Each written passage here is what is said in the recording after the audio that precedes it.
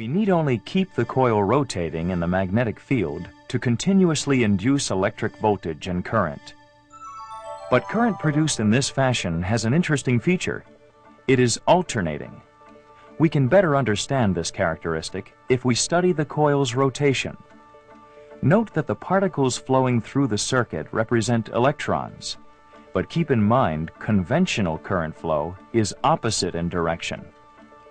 By looking at this simple generator, we can see most current is produced when the conductor passes through magnetic lines of flux at the fastest rate.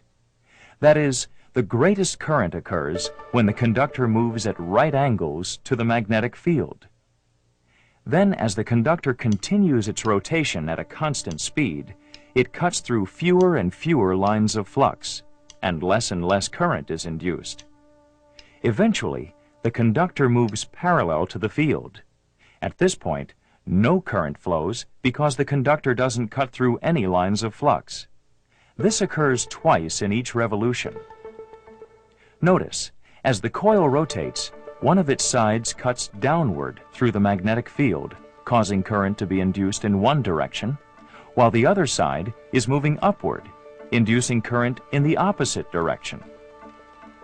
After the coil passes through the position of no current flow, the previous downward side moves up, and the previous upward side moves down, thus reversing the current flow in the external circuit. This, then, is alternating current, a flow of current in a circuit that reverses direction periodically and is continually varying in magnitude. So how can we construct a source of direct current? Obviously, we must find a way to maintain current flow in one direction in the external circuit. To do this, we need change only the slip rings, which collect alternating current, to a commutator which will rectify, that is, change, AC to DC. The commutator is a collar divided into segments, insulated one from the other. We attach one end of the coil to one of the segments and the other end to another segment. Now, as the coil rotates through the first half cycle, the induced current of one direction is collected from the commutator segment.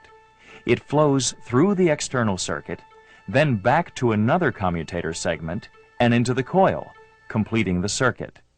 The brush that connects the commutator to the external circuit breaks the contact with the first commutator segment and makes contact with the second. As we've seen, the induced current in the rotating coil is opposite in direction from that of the previous half cycle. But the commutator switches the coil connections to the opposite side of the external circuit. In the external circuit, the current generated from the second half cycle is in the same direction as that generated from the first half cycle. The commutator has rectified the current, converting it from an alternating current to one that flows only in one direction, direct current. But there is a problem. The direct current produced by a single coil is pulsating and unsuitable for most applications. Therefore, practical generators have many coils and many commutator segments that can produce a voltage that pulsates very little and is usable.